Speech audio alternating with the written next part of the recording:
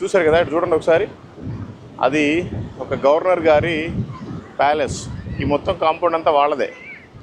ఇదంతా కూడా దీని పేరు ట్యాంక్ బార్ అంటారు. డానిష్ ప్రభుత్వంచే, డచ్ ప్రభుత్వం అనుకోండి. ఈ డానిష్ ప్రభుత్వంలో ఈస్ట్ ఇండియా కంపెనీ అని ఒకటి పెట్టారు. ఎప్పుడు 1600 చిల్లరలో. అయితే 1706లో ఒక మిషనరీ వచ్చాడు. ఆ మిషనరీ ఎక్కడి నుంచి వచ్చాడు మీకు అందరికీ తెలుసు. 15వ శతాబ్దంలో ఆర్సిఎంలో నుండి, రోమన్ క్యాథలిక్ మిషన్లో నుండి ప్రొటెస్టెంట్ అని బయటకు వచ్చేసాడు. ఎవరు? మార్టిన్ లూథర్ గారు, జర్మనీ ప్రాంతానికి చెందిన ఆయన.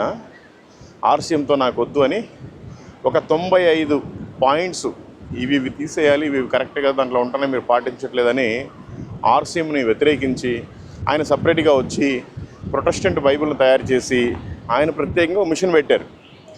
అది బైబిల్ కాలేజ్ పెట్టి అందరినీ ట్రైన్ చేస్తూ దేశ విదేశాలందరికీ కూడా సువార్తను పంపిస్తూ ఉన్నారు. ఆ సమయంలోనే 1706వ సంవత్సరంలో ఇక్కడికి ఒక పర్సన్ పంపించారు. అతని పేరే బర్తలోమై జీగన్బల్గ్. ఆయన ఈ ప్రాంతానికి ఓడలో వచ్చాడు.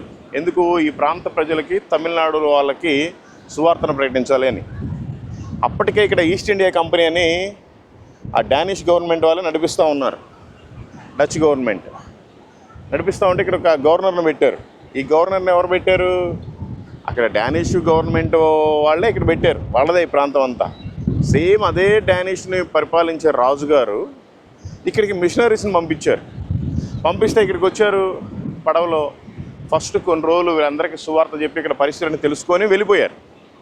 వెళ్ళిపోయి అక్కడి నుండి డబ్బులు తీసుకొని ఇక్కడ మిషనరీ సేవ చేయడానికైనా వస్తే ఈ గవర్నర్ కూడా అక్కడికి సంబంధించిన ఆయనే. ఈ గవర్నర్కి కొంచెం మండింది.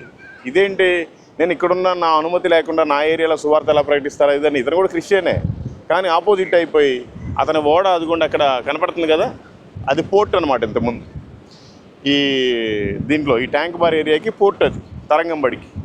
అయితే పడవని అక్కడే ఆపేపించి లంగరేపించి పాపం 3 రాత్రులు 4 పగళ్ళు అక్కడే ఉంచాడు పడవని.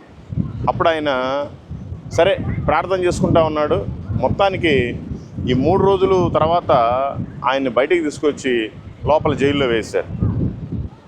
ఆ జైలు కూడా మీకు చూపిస్తాను. ఆ జైల్లో 4 నెలలు పాపం